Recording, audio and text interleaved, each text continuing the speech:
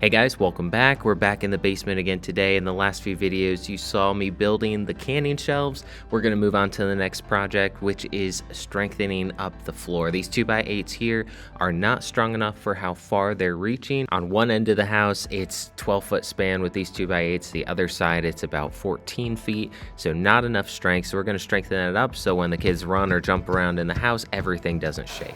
To start, we need to clean up these floor joists, get everything off of them, all the bridging going through, and then all the wiring and lights that we can take down, we're going to take down. And we actually want to replace these lights anyway, so all that wiring I'm going to take off, and that's going to make our job a lot easier.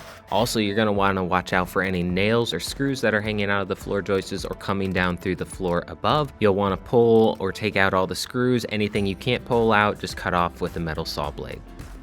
Once we have everything cleaned up, we're going to be adding in a new floor joist along the side of each of these. And in this house, is built in the 60s, they have a wooden ledger, a 2x2 nailed to the main beam. That's what these floor joists are setting on. We're not going to be able to get in these new floor joists with this still here.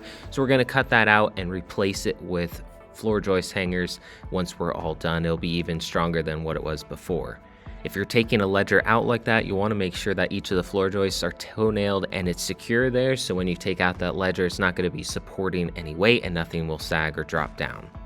The other side of the floor joist is just resting on top of the foundation, so we'll stick that side in first and then lift it up to the main beam and nail it in place. Now I'm going to show you in just a minute what this looks like a little bit closer up, but we're trying to put these floor joists up next to the old ones as close as possible, and we're using some clamps to make sure that that is tight up against, and then we're using 3-inch nails. We're putting one at the top and one at the bottom of the floor joist every 16 to 18 inches. And then 3 to 4 nails toe-nailed on each end of the new floor joist. If you end up having a gap in between the floor joists, it's not going to be as strong as you want it to be. It won't act as one solid beam. There'll be 2 individual boards. The nails won't be able to give it the strength it needs unless they're really tight together.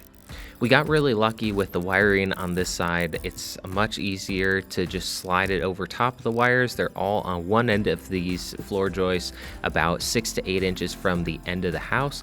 And so we were able to just drill a hole and notch it so that we could slide it over top of the wires. If this is wiring running through the middle of the floor joist, you would not want to notch this. I would recommend pulling the wires out if you can, drilling the hole out, and then sending the wires back through. That's a huge project to try to do that. We were able to get away with it because it's so close to the edge and it's just a small notch in the middle of the board that doesn't decrease the strength that much. In these old houses, they've sat for so long that these floor joists end up twisting and bowing and moving around quite a bit, so it can be very difficult to get the new floor joist to bend and match up with the old one. So we're using some pretty heavy clamps on some of these to make sure that we pull it in tight. And we're also using 2.5-inch screws to try to squeeze this together a little bit tighter before nailing. We'll still nail 16 to 18 inches apart with one on the top and one on the bottom of these joists, but that helps sandwich that together a little bit tighter and hold it in place so that we can nail it. Another trick you may have seen us do is using a post jack or a 2x4 to try to lift up on these floor joists where it gets stuck or the old floor was sagging. We'll jack it up a little bit so that it lines up with the new 2x8, nail it, and then let it back down, and it actually fixes the floor quite a bit and strengthens it up, holds it in place so it doesn't sag anymore. Once each of these floor joists have been sistered up, we're going to move on to attaching the floor joist hangers onto that main beam where we took out the ledger. I've got these 2.5 screws that we're going to be using, as well as a floor joist hanger nail gun that I'm going to be using to nail into this main beam. If you don't have a nail gun for hanging joist hangers, you definitely don't need one. I just happened to borrow one to get this job done a little bit quicker, but you can easily just nail that in by hand with a hammer and nails. These floor joist hangers are made for double floor joists, so it's made for 2x6s or 2x8s. Both of those sizes are acceptable with this. I'm going to start attaching this with 2 nails on each side where they go straight into the main beam, and then the 2 holes on each side where they're toe nailed, I'm going to be using the 2.5-inch long screws. Those go in a bit deeper than those nails and hold a bit stronger, so I'm going to do that. Luckily, these floor joist hangers reach out far enough that they cover up and hang over those old floor joists about a ½ inch, so it still has enough strength to hold those, plus it's holding the new floor joist better than it was being held previously, so this is still plenty of strength. But if you're worried about it, you can add in that 2x2 block to go underneath the old floor joist to fill in that hole, but it's already being supported and doesn't really need it.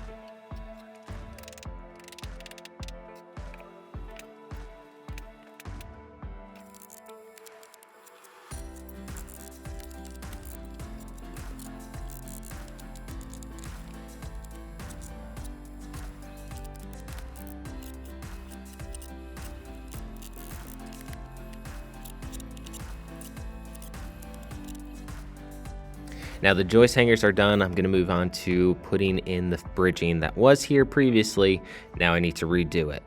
I'm going to measure and chalk a line. I want to make sure these are all lined up and look really nice down here.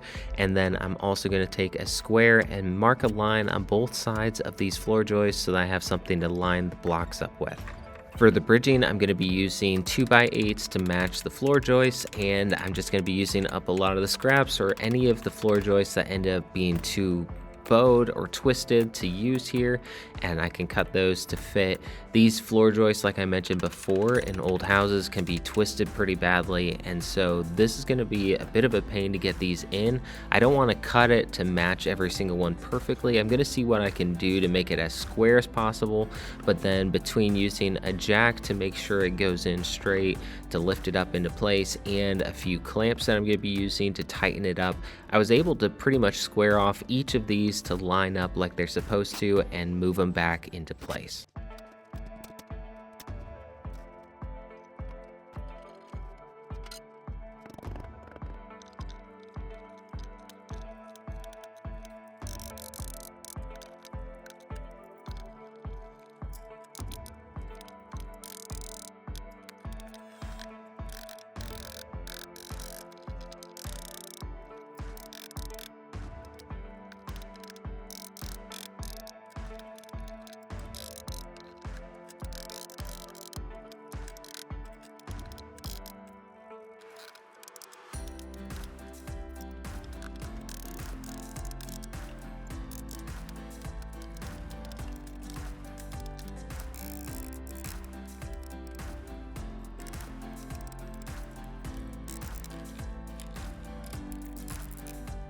This is one of the floor joists that was really twisted. I needed to use 2 clamps on this and it worked really well, pulled it together and kept it square. I'm gonna leave those clamps on till I get the next one in place.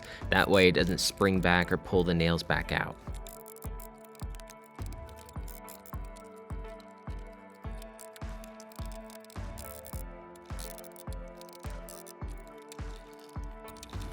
Alright guys, that just about wraps up the video for today. Hope you guys enjoyed this one or found it helpful. If you did, let me know down in the comment sections what you thought.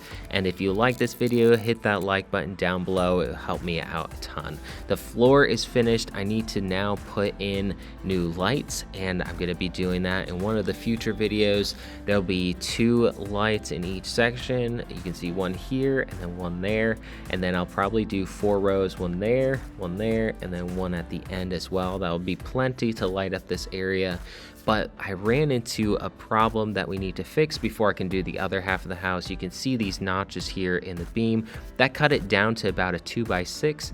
And then on the other side, there's the seam directly right there. That's the main beam supporting the house, and this needs to be strengthened up. It's a weak point. It's sagging quite a bit right here, so we want to fix that before putting in the new floor joists on the other side. So in the next video, I'll show you guys how we sistered up a new beam along there to strengthen it up.